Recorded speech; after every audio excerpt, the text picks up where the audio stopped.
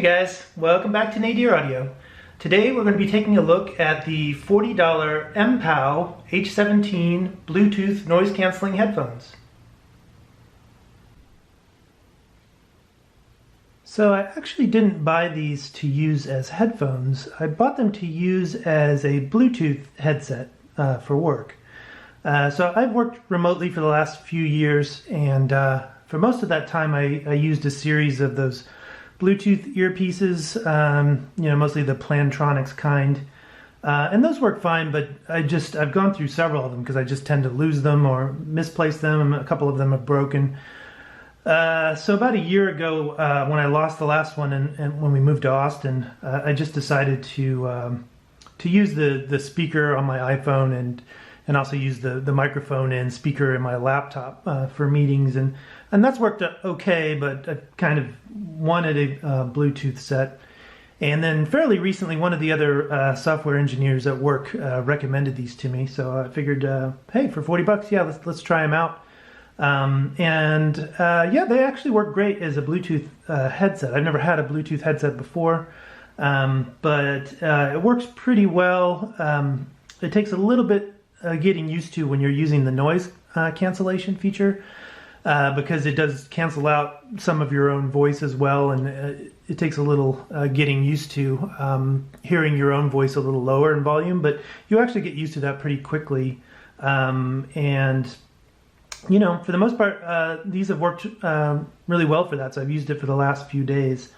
So as far as the headsets, it's pretty simple. There's just, so over here on the left, we have the button to turn on and off the noise cancellation, which I have on at the moment. And then on this side, we've got these three buttons. So the bottom and top button are used for volume up and down, and then they're also used to go forward and backward tracks. And then the middle button is a play pause, and then it's also used for all of the the features for the Bluetooth phone. So you can answer a call, hang up a call, reject a call. It actually does a lot of different things. They've really overloaded this center button, but it seems to work pretty well. To pair it up with a new device, you just hold down the top and middle buttons for 5 seconds, and then it'll go into pairing mode. And that seems to work pretty well. So yeah, as a Bluetooth headset, I've been really happy with these. It hadn't really occurred to me to use them as headphones, but when I bought them, it does say, they're hi-fi headphones. So I thought, well, let's check them out and see how well they work. So yeah, let's take a look at how they sound. So I've been listening to the H17s a lot over the last few days, listened to a few different albums, and in general, I think they're pretty good headphones, with just a couple of caveats. So one is that I feel like, for me, you really have to have the noise canceling on.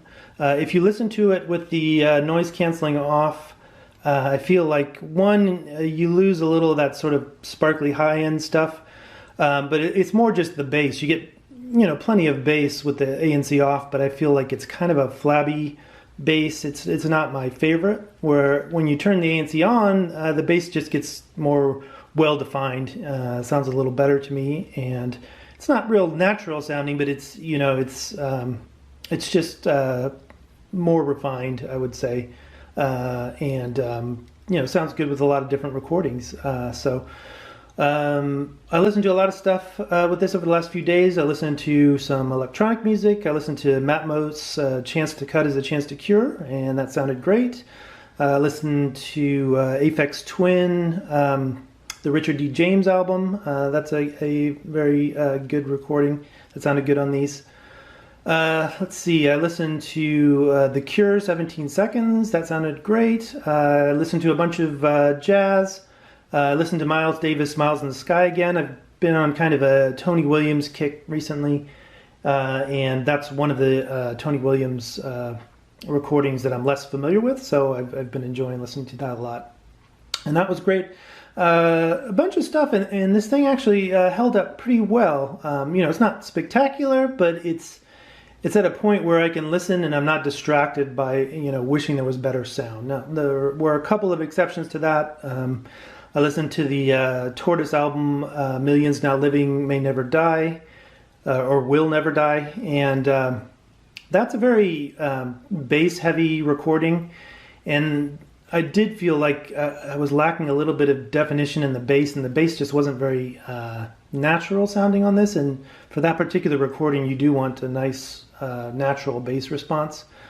Similarly, I listened to the soundtrack to Blade Runner 2049. There's lots of low frequency information in that, and I felt like these just sounded a little bit muddy, even with the ANC turned on, so it wasn't my favorite. So there are particular recordings I've run across with these where, yeah, I would probably just switch to another headset or headphones before I would listen to the whole thing. But overall, I thought it was pretty good. You know, I did some A/B comparisons this weekend with all of these headphones. I've got these sorted kind of in order of preference, sort of a general preference. You know, one might sound better for a particular recording, but you know, I feel like there are still low-end headphones. I don't know if they still make these. I got these a couple of years ago. These are AKG M80 Mark IIs. I got these for $9 new as one of the musician friends' stupid deals of the day, and figured how bad can they be for $9? And well, unfortunately, they're pretty awful sounding. But I do use these as just kind of a dedicated headset for my practice electronic drum set, so at least they found a use. And then we step up to these. Here are some noise canceling Sony headphones, kind of low end. I don't know the model number on these. I picked these up at an airport a few years ago when the headsets I had with me had broken. And these, when the noise cancellation is turned off, sound pretty awful. But as soon as you turn it on, in addition to pretty decent noise cancellation, I think there's some kind of DSP going on where they improve quite a bit. So these are a big improvement over these, but these are still at the level where you know, there's going to be that nagging at the back of your head if you're listening to stuff, especially good recordings, where you're like, you know, I kind of wish I was listening to something a little better. So for me, the H17s kind of come in the middle. They're just sort of, you know, just good enough that you can listen to and enjoy most music, and as long as you're not A/Bing, you know, I think they're perfectly fine. You know, I have a couple other low-end headphones that we've looked at before. There's my Grado SR60s. These are, you know, I think about $80.